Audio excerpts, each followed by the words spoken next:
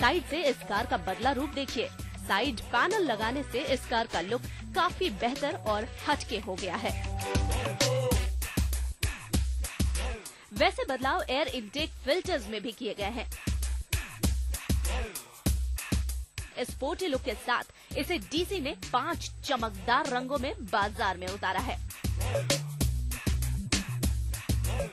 I think the essence is really one of, the style philosophy is one of being extremely sporty and aggressive, and of course it's shot with alloy wheels, wider alloy wheels and tires, and the the paint customization can happen if the customer so desires as well.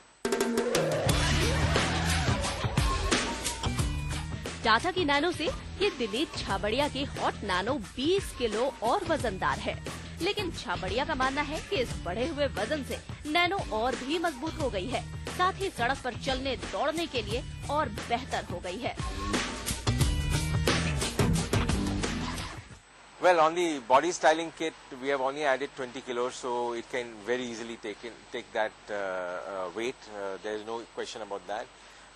By shotting it with wider wheels and tires, I believe that it induces a lot more stability and therefore a lot less roll.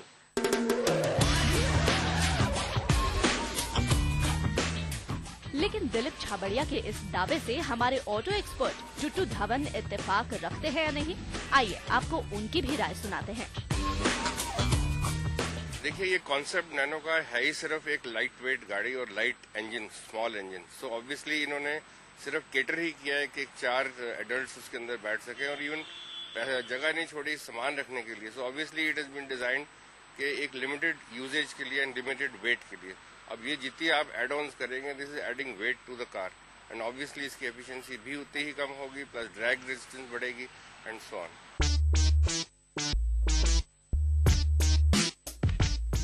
वैसे DC ने car को बाहर से काफी बदल दिया हो, लेकिन कार के इंजन से कोई छेड़छाड़ नहीं की है और कार के अंदर कुछ बदलाव नहीं किए गए हैं।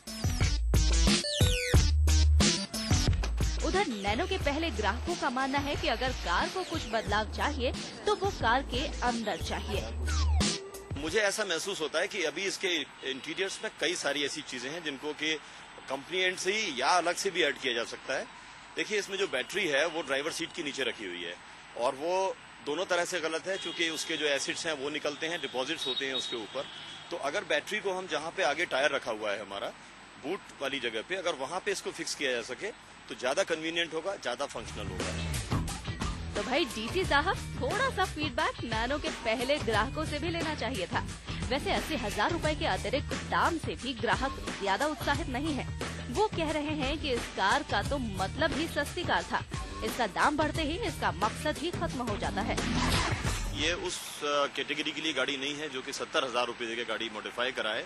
मैं खुद महसूस करता हूँ कि इसमें 10-15 हजार रुपए में अगर मॉडिफिकेशन होता हो तो ठीक है, लेकिन अगर 70,000 रुपए का मॉडिफिकेशन हो तो ये नैनो की प्राइस से, और जो परसीव प्राइस है, लोग जो मानते हैं प्राइस 1 लाख रुपए, उससे 30,000 रुपए ही तो कम है। तो एक और कार जुड़ गई। वैसे इस कार की पहली सवारी कर चुके हमारे रिपोर्टर की सलाह क्या है, ये भी जान लीजिए।